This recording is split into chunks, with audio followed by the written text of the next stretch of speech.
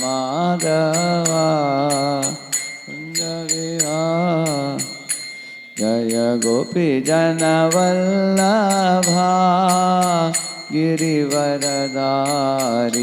जय गोपी जन वल्लभा गिरिवरधारी यशोदानंदन ब्रज जन रंजन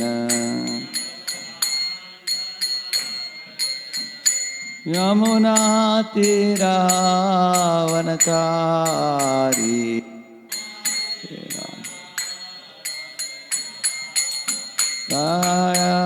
राधा माधवा कुंज विहारी जय राधा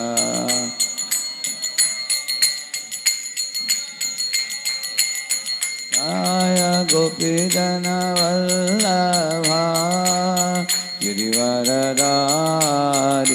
जय गोपी जन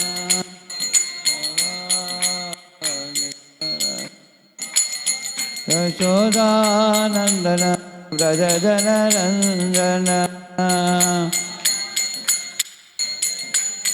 यमुना तीरावनचारी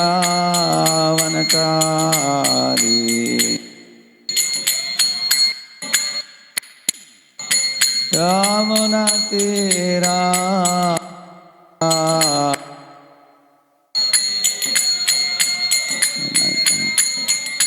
जय राधा माधवा कुंज विहारी जय राधा माधवा कुंज विहारी हरे कृष्णा कृष्णा कृष्णा हरे हरे हरे राम राम राम हरे हरे हरे कृष्णा कृष्णा कृष्णा हरे हरे हरे राम राम राम हरे Krishna Krishna Krishna Hare Hare Hare Ram Ram Ram Hare Hare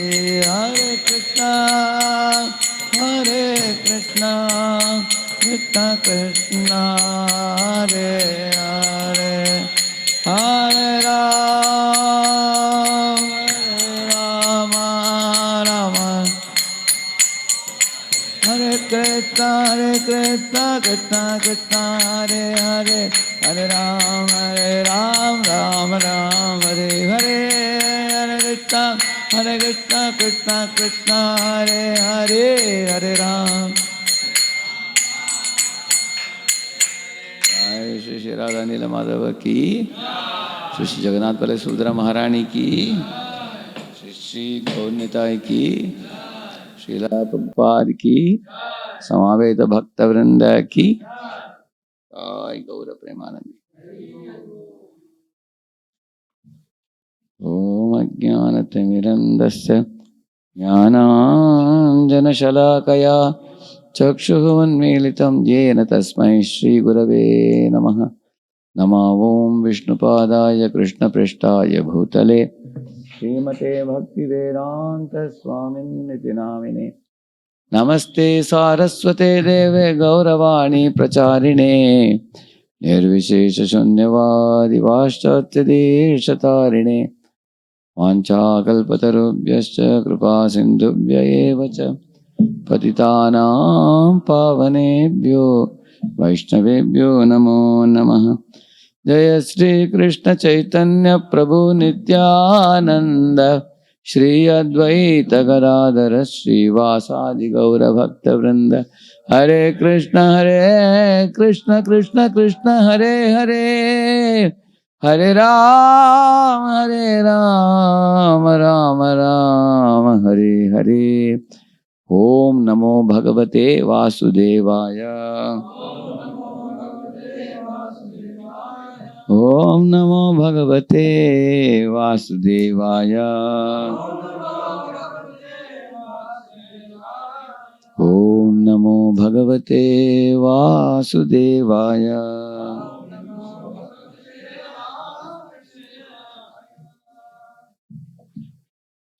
Narayanam namaskritya naram chaiva narottamam devim saraswatim vyasam tato jayamudiraye nashta prayeshu avadreshu nityam bhagavata sevaya bhagavatyuttama shloke bhaktir bhavati naishtiki krishnaya vasudevaya devaki nandanaya cha Nanda Gopakumaraya Govindaya Namo Namaha. So welcome all of you for the 2-day camp. We were actually supposed to have a 3-day camp. Today happened to be Ekadashi day. We could not have, and also this one is Jayapataka Swami Maharaj was there till noon or so today there. So how many of you are coming for the first time here? This place. That's really amazing. Saipu, you come here before? Acha, okay. Oh. Hare Krishna. So very heartily take this opportunity to welcome His Grace Radheshyam Prabhu.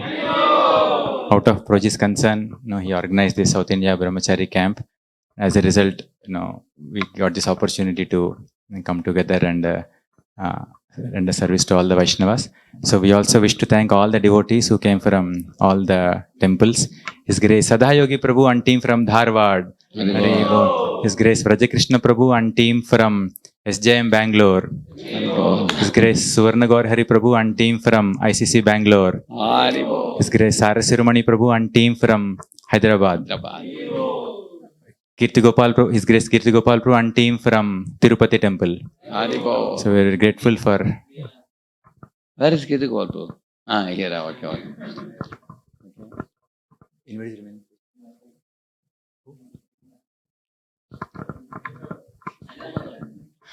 In Hyderabad.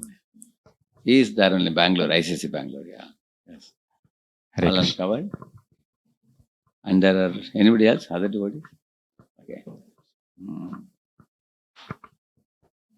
So we'll do a short class today. Because already it is on 50, and then we will do tomorrow. Continue. Please recite this verse. Gantum Kritamatir Brahman Dwarakam Ratamastitaha Upalebhe Dhavantim Uttaram Bhayavihvalam. 3 devotees can recite. Gantum Kritamatir Brahman Dwarakam Ratamastitaha Upalebhe Vidhavantim Uttaram Bhayavihvalam.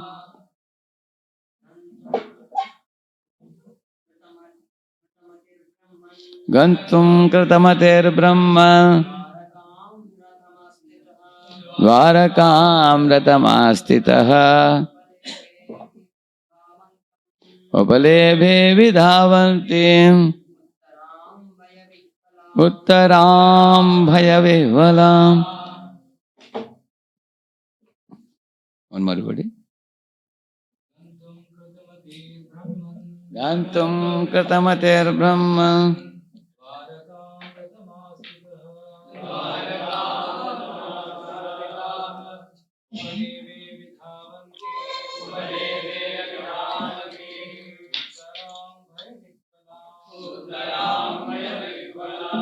Gantum, just desiring to start.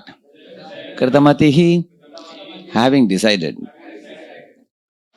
Brahman, O Brahmana.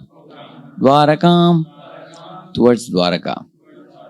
Ratham, on the chariot. Astitaha, seated. Upalebhe, saw, Avidavantim, coming hurriedly. Uttaram, Uttara, Bhayavihvalam, being afraid. Translation purport by His Divine Grace, A.C. Bhaktivedanta Swami Srila Prabhupada ki. As soon as he seated himself on the chariot to start, that is Krishna is sitting in Hastinapur on the chariot and he is leaving for Dwaraka. He saw Uttara hurrying towards him in fear. All the members of the family of the Pandavas were completely dependent on the protection of the Lord, and therefore the Lord protected all of them in all circumstances. The Lord protects everyone, but one who depends completely upon Him is especially looked after by the Lord. The father is more attentive to the little son who is exclusively dependent on the father. So there are two types of sons. One is a grown-up son and one is a toddler child, tender child. So the parents show more affection to whom? Toddler child, because they feel toddler is very small and needs attention. You can't go anywhere alone, whether it be for food or for sleep or for entertainment, play. For everything, he needs the parents, toddler child. Whereas a grown-up son, after 15 or 20, he may, go to school, go to college, do things, many things himself like that. Correct, no? So Prabhupada says the jnanis, yogis are compared to adult sons, like grown-up sons, Prabhupada says. And the bhaktas are compared to toddler children. Prabhupada says elsewhere. So you all understand the context in which this is being spoken here. But Uttara, running towards Krishna in great fear, the next verse is going to offer a prayer. Pahi pahi mahayogin deva deva jagatpate nanyam tadvaya abhayam pashye yatra mrityu parasparam. She will say that, Oh Lord of Lords, Lord of the universe, you are the greatest of mystics. Please protect me, for there is no one else who can save me from the clutches of death, this world of duality. Yeah. So other than you, I can see no one who can give fearlessness. The Prabhupada says here that the material world is the world of duality, in contrast with the oneness of the absolute realm. The world of duality is composed of matter and spirit, whereas the absolute world is complete spirit, without any tinge of mental qualities. In the dual world, everyone is falsely trying to become the master of the world, whereas in the absolute world, the Lord is absolute Lord, and all others are His absolute servitors. In the world of duality, everyone is envious of all others, and death is inevitable due to the dual existence of matter and spirit. Because the matter is threatened by death, like our body is material, it is threatened by death. But when there is only spirit, Nainam Chintanti, Shastrani, Nainam Dahati Pavaka, there is no fear of death. In the spiritual world, there is only spirit. The material world is a combination of spirit and matter. So, in the spiritual world, there is no duality. And there is only, existence and everlasting happiness. Whereas here, the existence is threatened by death. And the happiness is also thwarted due to the temporary nature of things. And in spiritual world, nobody is envious of anybody. In the material world, everyone is envious of all others, he's saying. The world of duality. These are differences, he's saying. So, the Lord is the only shelter of fearlessness for the conditioned soul, for the surrendered soul. When a conditioned soul becomes a surrendered soul, then he becomes actually fearless. One cannot save himself from the cruel hands of death in the material world without having surrendered himself at the lotus feet of the Lord. Yeah. Yesterday, one fellow asked a question to his Holiness Jayapataka Maharaj that, Maharaj, I know that Guru is very great and he does very great service and everything, and he's very exalted and he's worshipped by the whole world. But what if a disciple is not feeling any gratitude to Guru? He asked a question. Maharaj asked a question back to him. That he said, if somebody saves you from a car accident where you would have died, you were crossing the road and car would have hit him, you would have died. But somebody saved, will you not be grateful? He asked. And then he said, saving ourselves from the cruel hands of death, which would happen million times to us in cycle of birth and death. Guru has saved us from that. Therefore, we should have gratitude. So that's such a beautiful example he gave. So Actually, the fear actually comes because of repeated death. Every time we have to quit the body, we are afraid, correct? No, and that keeps repeating birth after birth. That's why he's using it as a cruel hands of death. But he says surrendered souls escape this because tyaktva deham punarjanmana iti mameti sorjana. So regarding the surrender, I want to show you another verse. Prabhupada writes something interesting.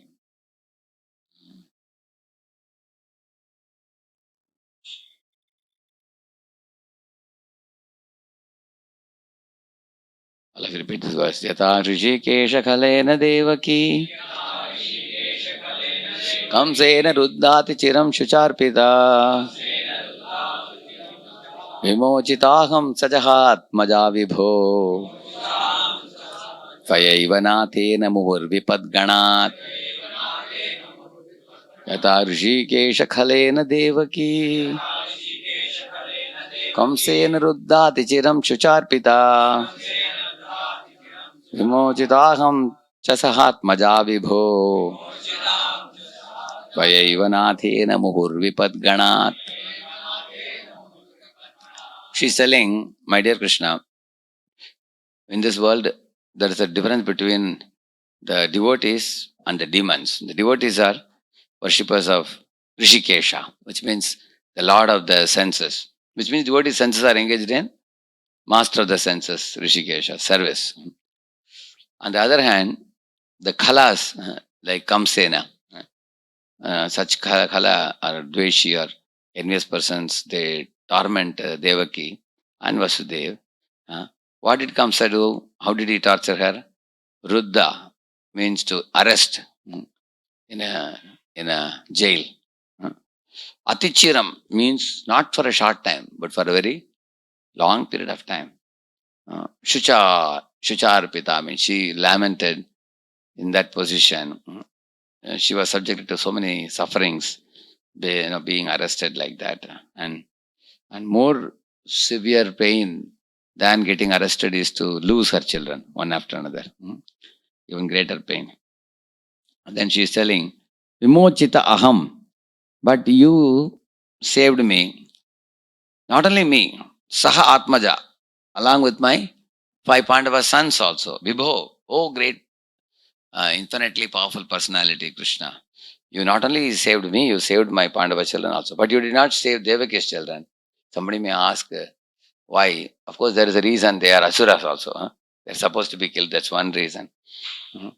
But then she also said, you also didn't save them because Devaki had the anticipation that you are going to come very soon. That anticipation kept her happy even by losing the children one by one. And when you actually appeared, that was the full stop to all her suffering. After you appeared, then subsequently when you were 11 years, you came to, Krishna comes to Mathura, and then parents get to see him and send him to Gurukula and all that. Their happiness increases and multiplies after that. So she had the hope that you are going to arrive as a eighth child. See, sometimes when you have something very hopeful, even the other miseries, they become minimized in size. You have experience of this? Yeah, like for example, you have a viral fever. Doctor has told you that you have viral fever and he has given you antibiotics. So everybody knows in 3-4 days I'll be all right. So okay, this is a fixed time period. Imagine doctor says that you have some disease, but I don't know what it is, and how long will it continue. If he says that will cause us more misery, correct? No, because there is no hope. It's which is better, hopeless hope or hopeful hope? Hopeful hope. So she had a hope that eighth child was announced in the sky. Eighth child is going to be Krishna. Krishna is going to come. So with that hope, similarly, devotees also should have hope in the spiritual world.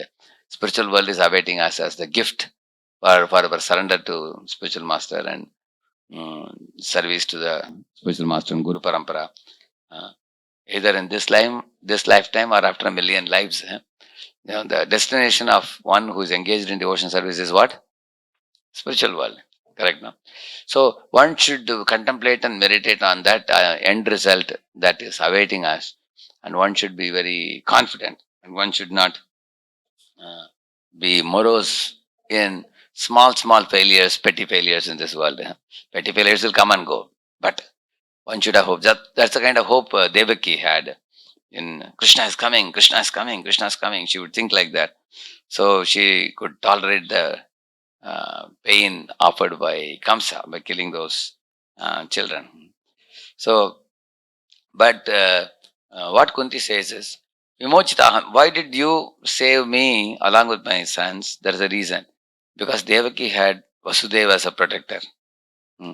But myself, I was actually a widow, and my children were fatherless sons. So we are completely anath or helpless. Correct, no? So because of that helpless situation in which we were in, and we were totally dependent on you. So we are like toddler children, she says. Like I was telling you. So we are because we are dependent on you. Therefore, Tvayaiva Nathena, you became our hero or our master, one who offered us protection. And Muhur Vipad Ganat. Vipad means dangers. Ganat means multitude, which means multiple dangers. Muhu means again and again. Again and again, dangers came one after another. Later on, she will say Vishan Mahagane, Purushada Darshana, all that she will say. So, dangers came, but you were there for us as a Natha, as a master. So, you stood in front of those dangers and gave your darshan to us. So, we were not fearful at all. We were rendered fearless by your assurance and your personal presence. So, here you can see that Kunti is seeing Krishna's presence in the dangers and inevitable uncertainties which come in life. She is seeing that, and then in that she is feeling shelter. And then she will say many examples, like she will say that, we were protected because we were anath and we depended on you. But Devaki had Vasudev. Even if one child dies, she can give birth to one more child. But in my case, if my Pandava children die, my husband is already gone. I can't have more children. So he protected my children. And you gave us shelter. And then she says, but more fortunate than me is Devaki. She says, why? Because she begot you as her own child. For you, I am only aunt. Whereas for her, she is mother. In that sense, she is very fortunate. And then she says, but Nanda Baba is even more fortunate, she says, than Devaki and Vasudeva. Why? Because Devaki Vasudeva, they saw you only once in the jail. And they lost your association. But then you went to Vrindavan and displayed your colorful childhood pastimes. For whom? Therefore, Nanda Baba is more fortunate. Nanda's, veranda and the Nanda's house, you're always playing pranks. Nanda could see that and relish every moment. The very meaning of the word Nanda means one who enjoys, one who enjoys bliss. So Nanda was experiencing Ananda always. But then she says, but more fortunate than Nanda is Yashoda. Why? Because she could give breast milk to the child, Krishna, from her own body.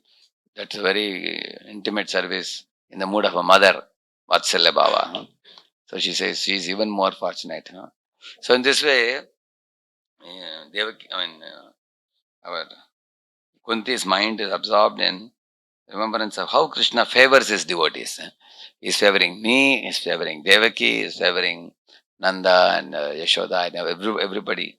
And this favoring Lord, he favors everybody, but all the more so, he favors those who are utterly surrendered to him and who are dependent on him.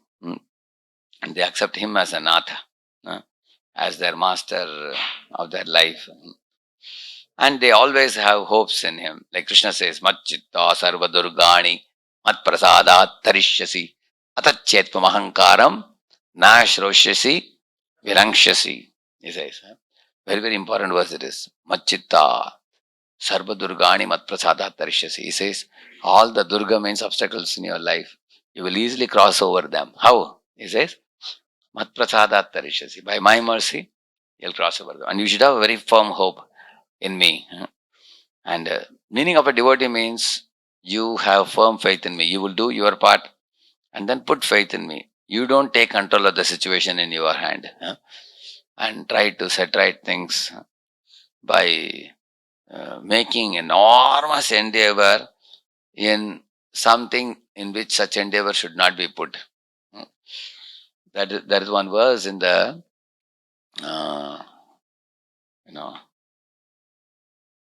fourth canto, Prathumara section.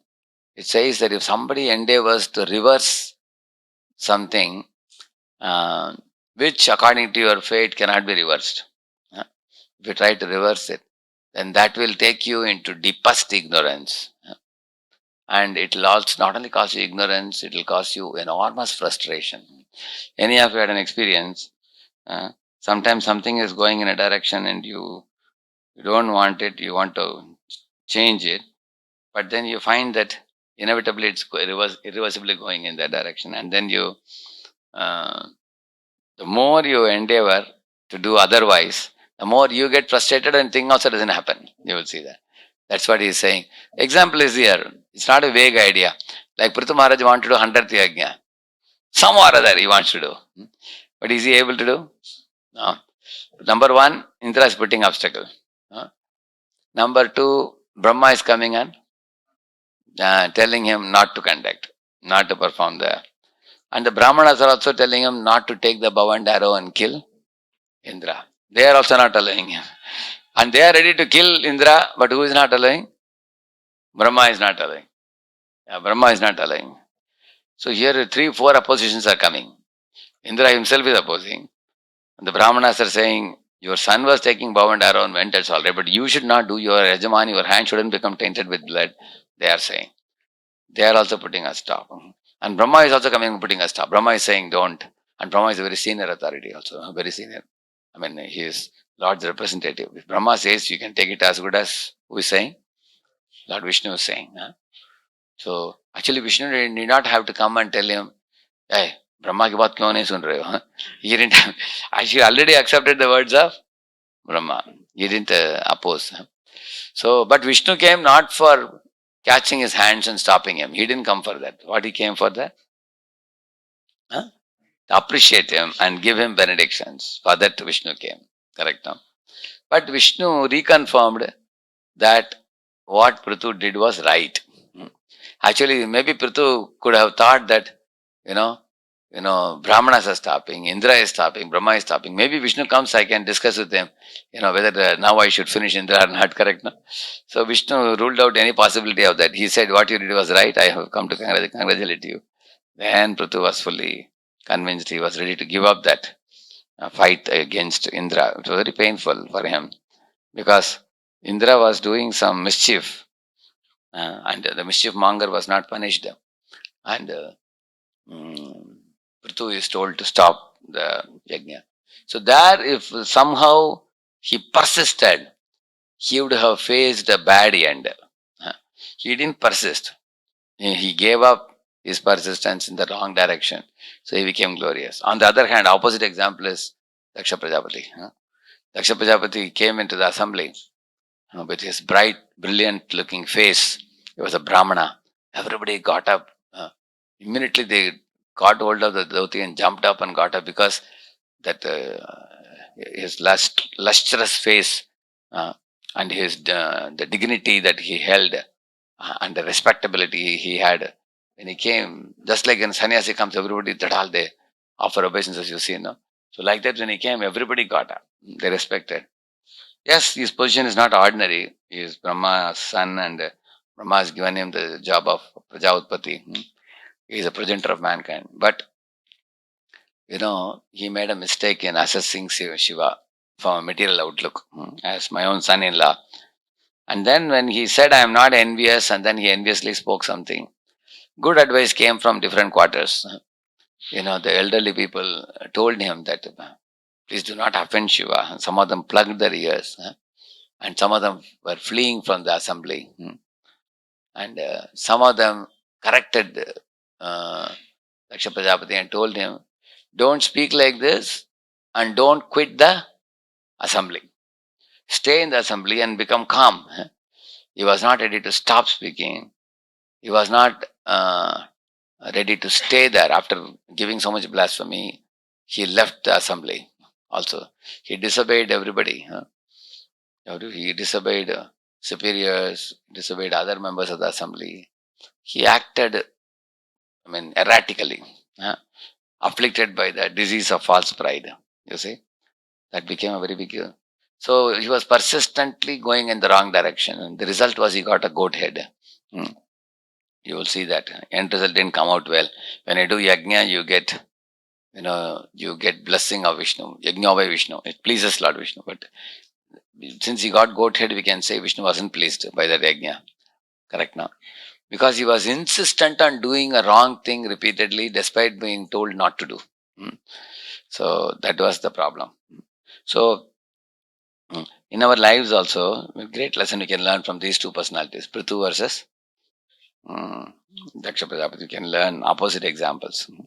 So uh, therefore Krishna says that Machitta Sarvadurgani Mat Prasada Tarishyasi Atachetvam Ahankaram Nashrosyasi Vinakshasi. He says that Atachetvam Ahankaram, if you become afflicted by the disease of Ahankara, then things won't come out well. He says. Then the end result will be very bad. End result will be that you will suffer, others will suffer.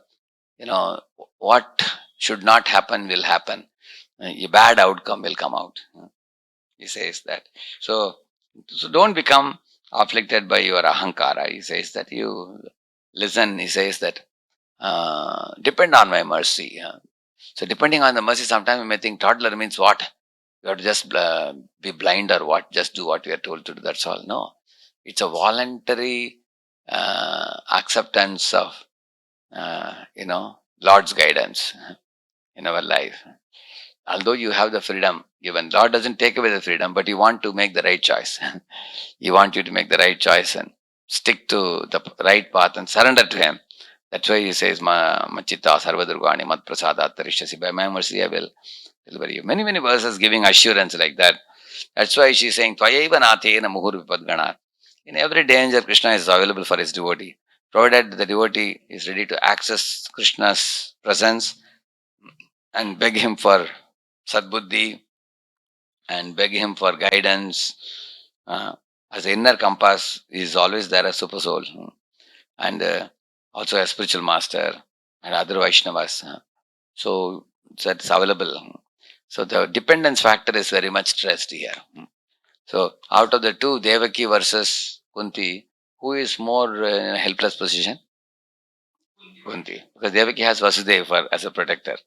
Therefore she's saying that we are anath and we are in a more forlorn situation. So you were there for us. Recently I was reading an interesting thing about different types of friends, like the Mitra or Bandhu is one category. Sakha is a higher category. Prenarma Sakha is even more higher category. But the highest is Suhrad. Actually, each of them we can add one point to that. For example, Bandhu or Mitra, when you say, Bandhu is actually a blood relative. And Mitra is a social friend. But these people connect for some collaborative purpose. They connect with you. They feel that this fellow has something which I can benefit from and I can give him something he can benefit. Like that they collaborate. I scratch your back, you scratch my back. That kind of thing. Whereas when you go to Sakha, Sakha doesn't expect anything from you except gratitude. He will do a lot of things for you. If you give him gratitude, he feeds on gratitude. If you are grateful to him, he will keep on boosting you, elevating you in your life. He will give you, so much encouragement, support. And he is a non-envious personality, Sakha. He's not envious of you or your success. Rather, he wants to see you become successful. And he will always give you, some facilities and opportunities by which you can become successful. He will connect you to people, connect you to things which will bring success for you. So, and these people who are sakhas, they have a large circle of friendships because they are friends with many, many people. And all those people are grateful to them for this transparent help they offer, the things they share with them. People are very happy. So the sakhas have a nature of connecting with large people and they are open-minded, big heart, large-hearted, generous, helpful, and boosting others' enthusiasm. Their goal is to see people happy. And by making others happy, when they see the gratitude returned by them, they feel that is like a food for them. They are very satisfied. non-envious. But better than Saka is who? Priya Narma Saka. Priya Narma Saka people are those who have all the qualities of Saka, but added one more quality to that is they they will, even at the cost of being misunderstood, they will pinpoint faults in the individual for that person's good, because their innermost desire is to see that person be successful. So keeping that in mind, they will propose. Therefore, we may have a tendency to run away from Prernaarmasakas because we don't like a doctor gives injection, you run away from the injection, but the ultimate injection is good for you. Correct, no? So Prernaarmasakas are friends, who may sometimes apparently find faults with you. They may force you or pressurize you to not do this. And just like, for example, our Vibhishan, how he dealt with Ravana. No, brother, you cannot do it. You have brought a fire and tying it around your belly. This fire will burn you down. You cannot do that. That's Prernaarmasaka means, yeah, he's a well-wisher. And he is a well-wisher of Ravana, but Ravana misunderstood him. Correct, no? On the other hand, if you see his brother Kumbhakarna, Kumbhakarna actually was flowing with the wind. Correct, no? He didn't want to give any feedback. He was like going with whatever he wanted, and then he also got destroyed. Ravana also got destroyed. Correct, no? But better than Prernaarmasaka is also a person uh, who is Surat. Actually, Surat means when you are stumbling and falling, he will lend his shoulder to you to for you to become stable. And if you are stable, he will make you grow. And if you are standing, he will make you go up. If you are stumbling and falling, he will make you stand up like that. He will go one step always to promote you, elevate you. And not only that, he exhibits unconditional love.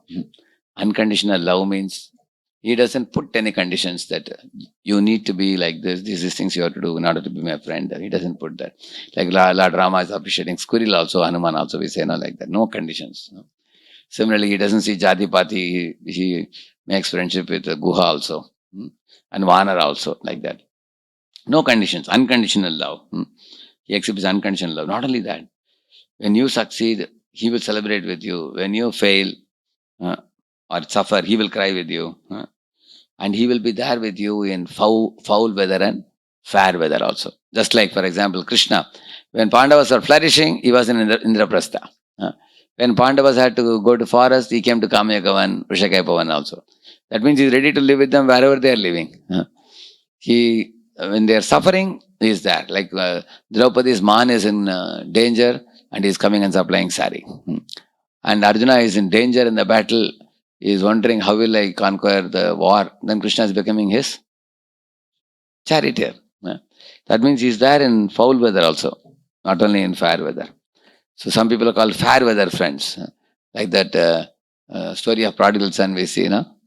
So they were only fair weather friends. When the fellow squandered all his wealth, he became penniless beggar. What friends did? They'll run away. Whereas Suhrit is actually a friend who will be there in all situations. And his love is unconditional. And he is such a personality that you can open your heart without any fear. Sometimes, if somebody's love for us is conditional, children also wonder, if I get first rank, mother will recognize me, like my brother. Otherwise, if I get fifth rank or 10th rank, mother will not even look at me. Some children think like that. So they know that for purchasing mother's love, what is the price I have to pay?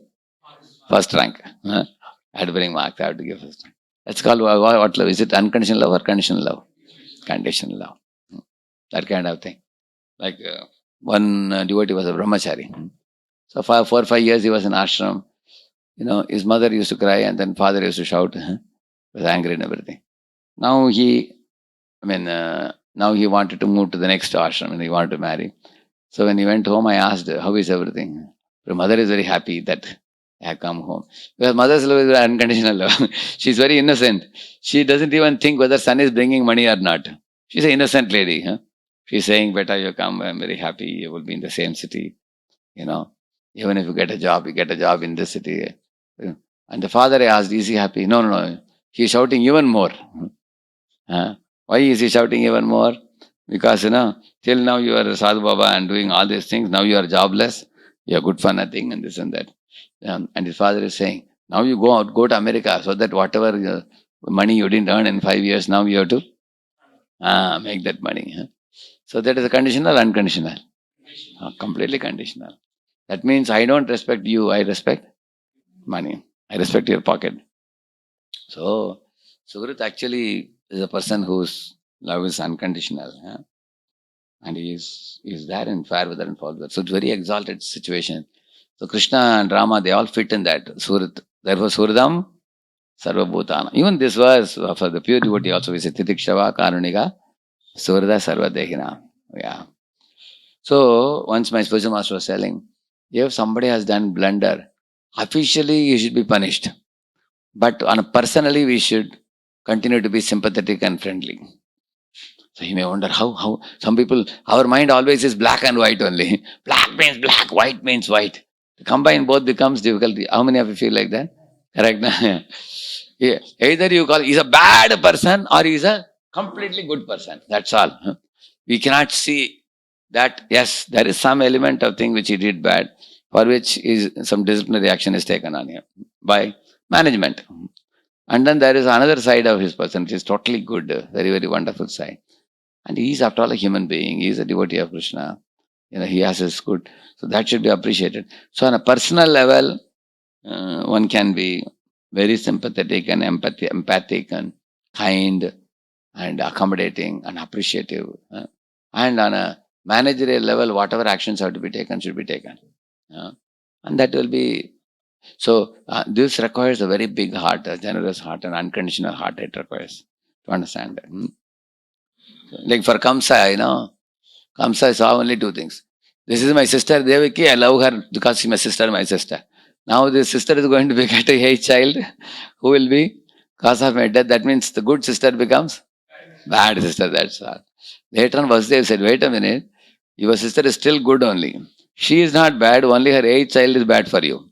Of course, he is not bad, he is good for everybody. But for you, he is only bad. Then he separated the good and bad and showed him. Oh, yes, I agree now. Because you need the help of a pure devotee to separate the two and show you. Don't mix things. You can see even a bad person has a good side also. You can see like that. But Kamsa couldn't see that. He was one-sided, correct? No? So, therefore, so I was telling you, now what is the connection? Because Krishna is Suhrit, it's worthy to take shelter of him. It's worthy to, because we can confidently take a shelter. For example, if a person shows unconditional love towards you, you can fearlessly present your weaknesses and strengths, both. When you present strengths, he will not think you are proud. When you present your weakness, he will not pin you down saying that you are good for nothing. So, when you present your strengths, he will also, Jai, he will congratulate you, appreciate you, as if it is his own achievement. As if he has achieved success. And when you pinpoint your shortcomings, weaknesses, then he will give you ideas on how to come out of it. Because he will say, it's not your problem, it's our problem. It's your problem plus my problem. Because I am interested in seeing you flourish. So it is our problem, let us solve it together. So that kind of assurance, Krishna and pure devotees can give, based on which the conditioned soul is fearless in opening heart, which we call as Guhyamakyati Prachati. We call like that. So, therefore, Tvayaiva Nathena Muhur Vipadganat. You are such a Surat friend for us, for our family. So we have accepted you as our Nath, the captain of our boat, captain of our ship, in all these dangers, like that she says. Then there is one more purport, we'll complete with this. Repeat this verse. Navejano jatu katanchana vrajen Mukunda sevyan jabadanga samsritim Smaran mukundang ripaguhanam punar Vihadumicchen narasagraho janaha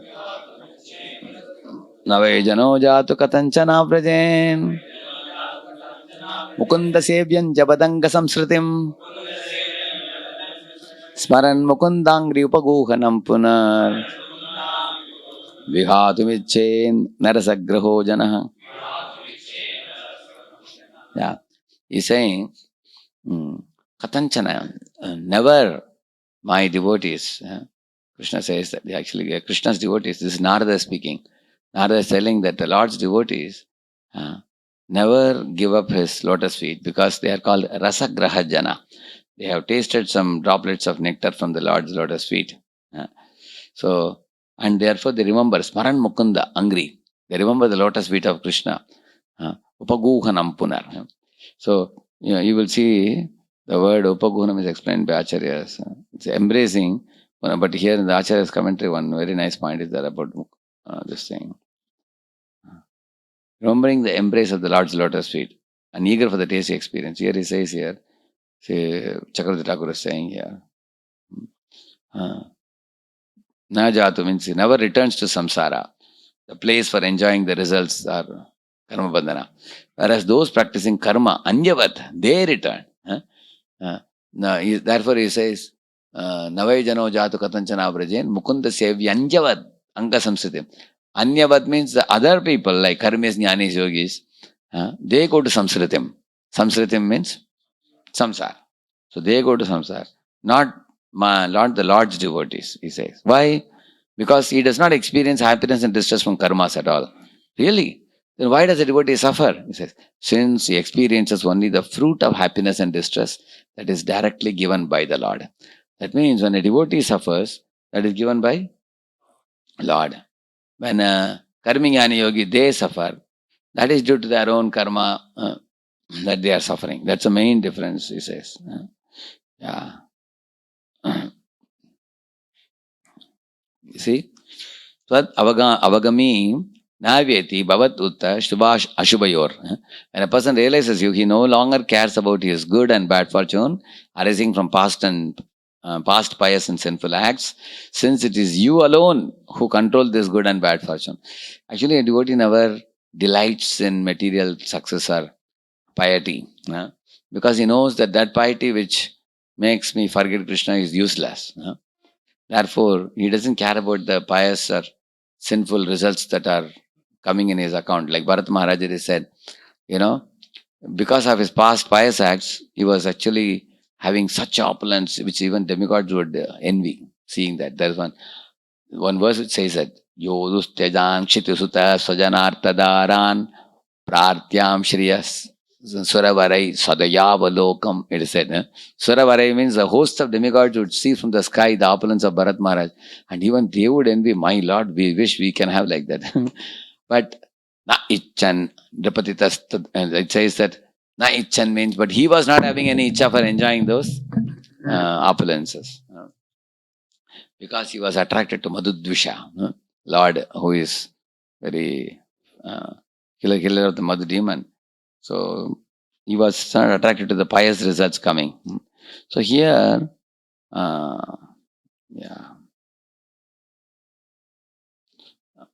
okay, quickly we'll read the purport. See here, implications towards is that even though he may give up by his own choice of, see, vihatam ichen is used. It doesn't say only vihatam. Vihatam means what? Give up. Vihatam ichen means does not desire to give up. Is there a difference or no difference? There's a difference. So that is explained here. See, does not desire to give up means, that means he has developed a strong desire to be Krishna's devotee. He is not just Krishna's devotee externally. See, attending a Bhagavatam class and desiring to attend Bhagavatam class, is it same? Correct, no? Like for example, doing a service allotted by manager and requesting for a service from the manager. Is it same? No. Therefore, Vihatam Ichen is greater than just Vihatam. He doesn't desire to give up. That means a strong desire for tasting Krishna's lotus feet, dust and honey has developed in the heart of a devotee. So what is he thinking? He says, oh, what I have foolishly done, let that be. I will not again abandon the worship of the Lord. Again begins worshipping the Lord again. The verse also uses the phrase, does not desire to give up, instead of does not give up. This implies that he desires that he be devoid of pride in his practice. That means occasionally a devotee may become proud, but very quickly he realizes, Kshipram bhavati dharmatma, shashvat chantim nigachati. So accomplishment is in the hands of the Lord. And the cause of not desiring to give up is then mentioned. Why he doesn't give up? Rasa grahajana. Means one who is eager for tasting, or one who has taste, which is something like a ghost, which cannot be given up. See, if ghost attacks you, you can give up the ghost, or ghost has to give you up. Yeah. So this rasakara is also like that. Once a rasa has attacked you, you have no choice to escape that. Then unless rasa leaves, and rasa will not leave you also. Because Krishna is given. That's why he is saying that which is something like a ghost which cannot be given up, haunted by rasa, he is saying. The meaning is then that worship after the stage of nishtha, ruchi and asakti, becomes actual rasa at the stage of rati. Rati is bhava, asakti. And then, however, even from the first day of worshipping the Lord, there is certainly a portion of tasting rasa in a very covered form. Yeah. Bhakti Parishana Bhavu Virakti is quoting that. Devotion, direct experience, and detachment from other things. These three occur simultaneously as we proceed. So in this purport, there is one section which I will read and then we will conclude.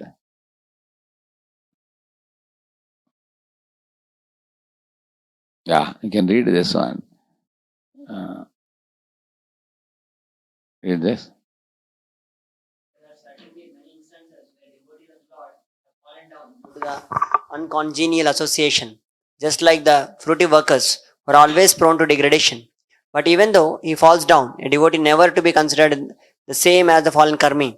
A karmi suffers the result of his own fruity reactions, whereas a devotee is reformed by the chastisement directed by the Lord himself. Yeah, that means when we suffer in a devotee's life, the Lord is chastising the devotee, which is much different from the karmi being chastised by for his sufferings from Maya Devi. Yeah. The sufferings of an orphan and the sufferings of a beloved child of a king are not one and the same. An orphan is really poor because he has no one to take care of him. But a beloved son of a rich man, although he appears to be on the same level as an orphan, he is always under the vigilance of the capable father. Such a beautiful example, no? Imagine you are you are son of a king, a prince, but somehow in some very big Kumbh Mela you got lost. The king is, on a chariot and along with the queen and everybody. Somehow the son got down and ran here and there and he got lost. Now he's crying. Is it the same as a child who has no mother and father crying? There's a big difference. Very soon he will find out the king, somebody will take him to the king. And he is going to be with his parents. So devotee is like that. On the contrary, the other fellow, Karminyani yogi, they are like anath. As it says, yeah. So a devotee of the Lord, yeah. Yeah, a devotee of the Lord due to wrong association.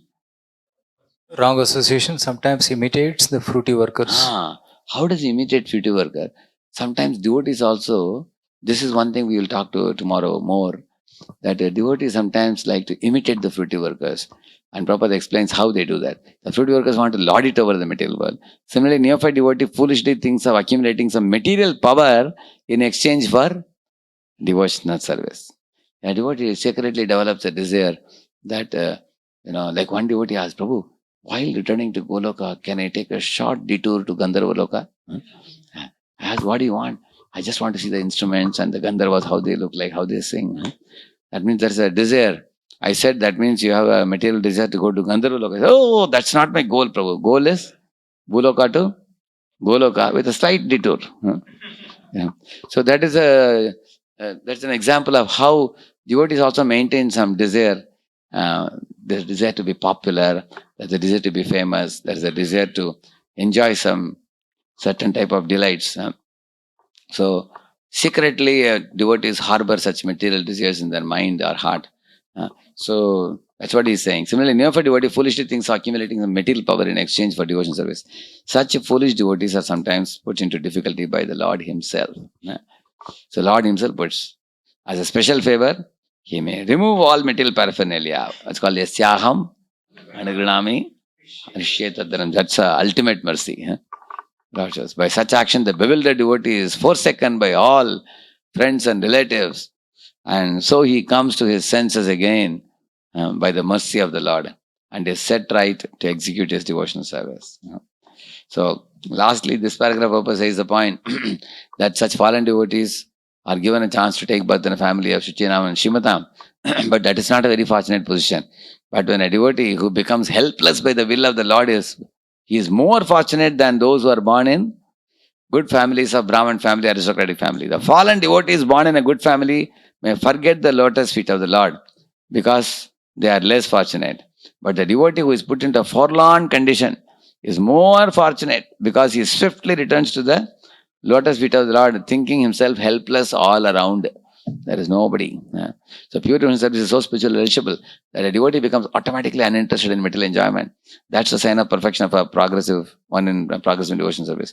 Pure devotee continuously remembers the lotus feet of the Lord Krishna and does not forget him even for a moment, not even in exchange for all the opulences of the three worlds. So, in this way, actually, this type of helpless state of consciousness that Prabhupada explains here using the word forlorn condition, this is actually the state of heart of a pure devotee, always.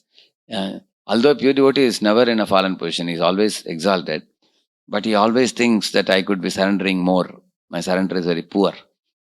I could be doing much more than what I am doing now. So, such a devotee always experiences the shelter of the Lord's lotus feet and the honey that he derives from there, rasagraha. But otherwise, so this is a very deep purport, which we can talk sometimes tomorrow or day after. We will talk more. Basically, in summary, what Prabhupada talks here is that sometimes a devotee tries to imitate a karmi by desiring something material in exchange of devotional service. And then he also wants some siddhis, he wants some mukti. Mukti means liberation from suffering he wants. He tries to escape from some service. That is mukti. Correct? No? And siddhi means he tries to get some powers and controls over people, over money, over some commodities, and competing with other devotees. That is siddhi. Correct? No? And yeah, that is jnani. Jnani is actually mukti. Mukti means escaping from service. Yeah. Yogi is that siddhi. I told you. Yeah. And karma means, like Indra is a karma mishra bhakta. He wants proprietorship. If you tell him to do service, he will say, give me a post, then only I'll do service. He wants a post for a service. Actually, one should accept, one should render the service because service is the privilege. Post may be there or may not be there. But he is after the post. So being after the post means karma. Being after some powers and controls and bossing over people, bossing over money and things, that is yogi. Yeah. And escaping from service, jnani. These three mentalities can sometimes come in the mind of a devotee also. Devotee can also get these problems. When these things come in our mind, these are the times when we have interpersonal clashes with devotees. Because what happens, you will see the life is going smoothly. Sometimes there is a spike problem which comes in our dealings with one another. So quickly, if you observe, you take a snapshot of your past 1 year, 2 year, 3 years. Which all occasions I had a problem with somebody. Most often we find one of these three impurities must have crept in to our minds. So therefore, a devotee should never try to imitate karmi jnani yogi. That is not fit for us. And if Krishna sees us trying to imitate them, then he will chastise us. And the extreme end of chastisement is taking away everything you have. That is the extreme end of chastisement. But in between, he may mildly chastise also to rectify. There are examples. Tomorrow we'll talk more. There are examples of those who are mildly chastised, those who are heavily chastised. All kinds of examples are there. So, of course, somebody may say, Prabhuji, Krishna is chastising me. How fortunate I am. Because even Krishna's chastisement of the sweet. After all, he is a sweet personality. So, no, we should not enrage Krishna. We should try to make him happy. We should make him happier. Like one devotee was telling me, Prabhuji, मैंने ऐसे इतना बड़ा problem करा क्या गुरु महाराज ने खुद ही बुला लिया अपने रूम में मुझे. नहीं तो 4 साल महाराज को बोल रहे हैं अपॉइंटमेंट दीजिए, अपॉइंटमेंट दे नहीं रहे हैं. बाद में मैंने ऐसे प्रॉब्लम क्रिएट किया, महाराज के साथ 1 घंटा मिल गया हमको. Is it a very wonderful thing?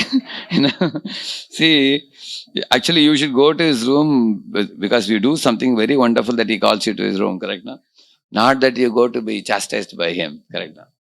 So, therefore, let us not imitate these karmi jnani yogi fellows and practice pure devotional service. But even if devotee is chastised, one should know that he is chastised by Krishna. Very soon he will come to his senses. He will awaken himself.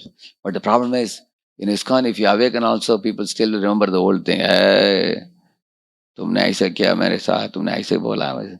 They don't forget very easily. You may say that, Prabhuji, in this world, who is not faulty? Everybody commits mistake. Hey, don't justify, they will say. People remember the old impressions because of their neophyte nature also. They are also, neither are they advanced nor are we advanced. Two not advanced people actually create problem for one another. Like that. Therefore, we should take utmost care that we don't imitate the karmis, jnanis, yogis. So tomorrow, in one of the sessions, we will take examples from all of you and discuss more on this. Radheshyamdas Bhagavatam ki, Srila Prabhupada ki. So 3 purports we read today. One was 1.8.8. That was of Pahi Pahi Mahayogin, one verse before that. And another one was Yatha Rishi Kesha Khalena Devaki Kamsena Ruddha Atichiram Shucharpita Vimochitaham Cha Saha Atmaja Vibho. Saha Atmaja, along with my sons also. And then Tvayaiva Natena Muhur Vipadganat. That was purport we discussed. And thirdly, Navaijano Jatu Katanchana Brajen Mukunda Sevyan Javadanga Samsatim Smaran Mukundang Ripaguhanam Punar Vihatu Michen Narasagraho Jana. Srila Prabhupada ki. Yeah? Yeah, quick. What about the prasad? Everybody has taken prasad? Not yet, no? Ekadashi prasad they have taken? They have taken before. Okay. In the context of giving example of this Daksha and Prathu Maharaj comparison, Prabhuji, sometimes we often see like the bad qualities in either of the parties. They generally come in certain specific condition with certain specific people. Like suppose in that assembly, Lord Shiva would have We not feel been that there. those people bring bad out of us. Now, suppose in that assembly, Lord Shiva would have not been there. Daksha would have, it's like normal thing, he would have respected Brahma and everything. But just because Shiva's presence, everything became very disturbed. Similarly, when Uttanapad was having Uttama on his lap, things was alright. But as soon as Dhruva came there, Suruchi became agitated. So, is it the Lord purposefully arranges some people in our life to purify us? Because otherwise it looks like we are okay, they are okay. Lord need not necessarily arrange. You will see that Kunti uses one word called as social intercourse, she says. What is social intercourse? The jiva is never alone in this world. You are not in a jungle. You are living in a society. So you will see that social intercourse means the living beings have to interact. Like for example, when you were a schoolboy, you had neighbors. You will go to their house, they will come to your house, correct? No? When you go to school, in the classroom, you have friends also with whom you interact with. Later on, you grow up, you go to office. In office, you have to interact with people. And you go abroad, you have to interact with people abroad. Is there any place you can live your life without interacting? Yeah. So that means in the course of interaction, there are also dualities in this world, which means somebody will respect you, somebody will disrespect you. Somebody will honor you, somebody will dishonor you. Somebody will give you fair dealing, somebody will unfair dealing they will do with you. Correct, no? Somebody will be honest with you, somebody will cheat you. Correct, no? So when this duality comes in the dealings between one person and another, that's where the anarthas come out. You are not respecting me enough, then I get angry on you. Correct, no? You are cheating me, I get angry on you. So the living entities' interactions are unavoidable in this world. So rather than blaming the living entities who create a certain circumstance and bringing the bad out of us, instead we can find out how in all kinds of circumstances and all kinds of interactions with people, how to cleanse these 3 impurities, kama, krodha, lobha, lust, anger, greed, these 3 things in such a way that, we should be in the cleansing process properly. And when the cleansing has not yet happened, we should be humble and prayerful. It's very important. If I'm humble and prayerful, at least Krishna will warn me, hey, your anartha is popping up now, and take care. It's coming up to surface. Don't go overboard. Already it's coming out. Like we all have experience when our chanting is not good, we are irritated. When our reading is not good, we feel weak. We have experience of that. So our spiritual weakness shows up in some form. Correct, no? So when it shows up, what we should do? We should then take our time uh, and strengthen ourselves spiritually. Remove that spiritual weakness. Similarly, when anarthas are popping up, we should know that, see, if I'm getting irritated or angry, that means I'm getting overloaded. Then reduce your load little bit and soak yourself in the juice of spiritual juice and get stronger. So these are all like warning calls or wake up calls, we can say. You can take it like that. And our focus should not be the world around. Our focus should be ourselves only. We should find out what I should do to rectify my bad behavior. Because you can't go around telling you should be like this, you should be like that. We can't change other people. We should find out what I should do. In fact, your good behavior can influence others also. Like one Suniti's good behavior, it made Uttanapad lament for his mistake. Later on, Uttanapad cried when Narada Muni came. I allowed my son to go to forest. I am such an attached fellow and everything.